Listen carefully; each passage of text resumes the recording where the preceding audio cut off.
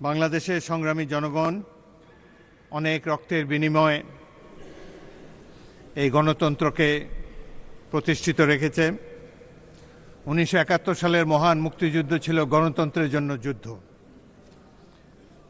1971 সালে সেই দিনগুলোতে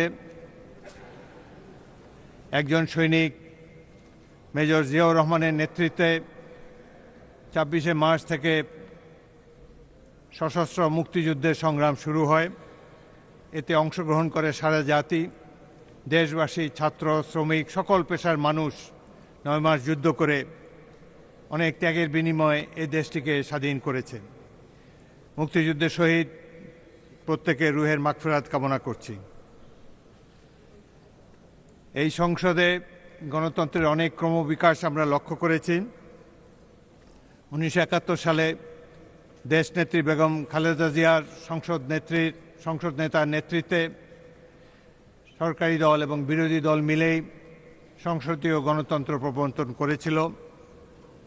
তারপরও মাঝে মাঝে বাধাগ্রস্ত হয়েছে গণতন্ত্র।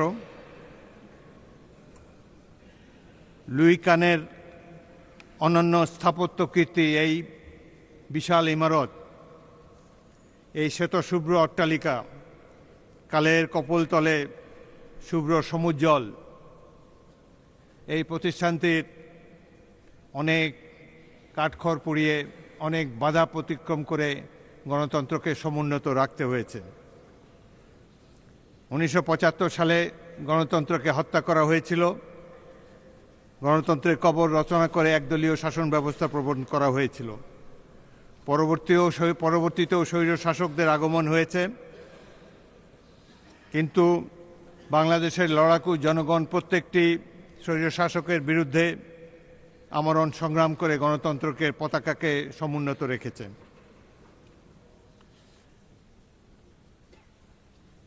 গণতন্ত্রের পথ কখনোই কুসুমাস্তীর্ণ ছিল না। মাঝে মাঝেই স্বৈর শাসকের পদধ্বনি আমরা শুনতে পেয়েছি। জনগণ বিড়ম্বিত হয়েছে। অবশেষে জুলাই এবং আগস্ট 2024 সালে ছাত্র জনতা, রাজনৈতিক কর্মী, দেশের সাধারণ মানুষ মিলে এক গণ অভ্যুত্থানের মাধ্যমে ফ্যাসিস্ট সরকারকে বিদায় করেছে। এই সংগ্রামে যারা আত্মাহুতি দিয়েছে, শহীদ আবু সাঈদ, মুগ্ধ, ওয়াসিম সহ প্রত্যেক শহীদের রুহের মাগফিরাত কামনা করি। অবশেষে এ মাসেরই 12 তারিখে একটি সুষ্ঠু নির্বাচন, নিরপেক্ষ নির্বাচন আমরা দেখতে পেয়েছি।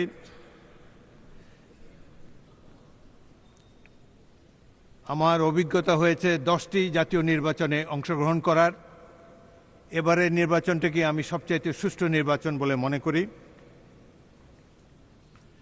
এখন জনগণ অধীর আগ্রহে অপেক্ষা করে আছেন এই ত্রয়োদশ সংসদের কার্যক্রম দেখার জন্যে।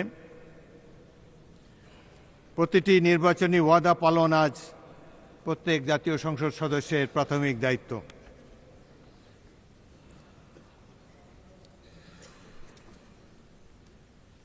উনিশশো 71-এর মুক্তিযুদ্ধের লক্ষ্য ছিল সাম্য, মানবিক মর্যাদা, সামাজিক সুবিচার। এই লক্ষ্যসমূহ বাস্তবায়নের জন্যে যুগ যুগ ধরে এই ভূখণ্ডের নাগরিকবৃন্দ সংগ্রাম করে এসছে। সাধারণ মানুষ দীর্ঘদিন ধরে স্বপ্ন দেখে আসছে। এই স্বপ্নকে বাস্তব রূপ দেওয়ার দায়িত্ব এই মহান সংসদের প্রতিটি সদস্যের। গণতন্ত্র সংখ্যাগরিষ্ঠের শাসন ব্যবস্থা। সরকার এবং বিরোধী দল উভয় পক্ষই জাতীয় স্বার্থে ঐক্যবদ্ধ হয়ে জনতার স্বপ্ন বাস্তবায়নের জন্যে সর্বাত্মক উদ্যোগ গ্রহণ করবেন, এই আশাবাদ আপনাদের সামনে বিনীতভাবে ব্যক্ত করছি। বিরোধী দল যাতে এই সংসদে কার্যকর ভূমিকা পালন করতে পারে সেজন্য আমি সর্বদাই সচেষ্ট থাকব। ইতিমধ্যেই আমি নিরপেক্ষতার খাতিরে বাংলাদেশ জাতীয়তাবাদী দলের স্থায়ী কমিটির সদস্য পদ থেকে পদত্যাগ করেছি। আমি সকল সদস্যের কাছ থেকে আন্তরিক সহযোগিতা কামনা করি। আজকের জাতীয় সংসদ হবে সকল রাজনৈতিক এবং প্রশাসনিক কর্মকাণ্ডের প্রাণকেন্দ্র। জাতীয় স্বার্থকে দলীয় স্বার্থের উপরে স্থান দেওয়ার জন্য আমরা শপথবদ্ধ। সবার আগে বাংলাদেশ, এই হোক আমাদের মূল মন্ত্র। মাননীয় সদস্য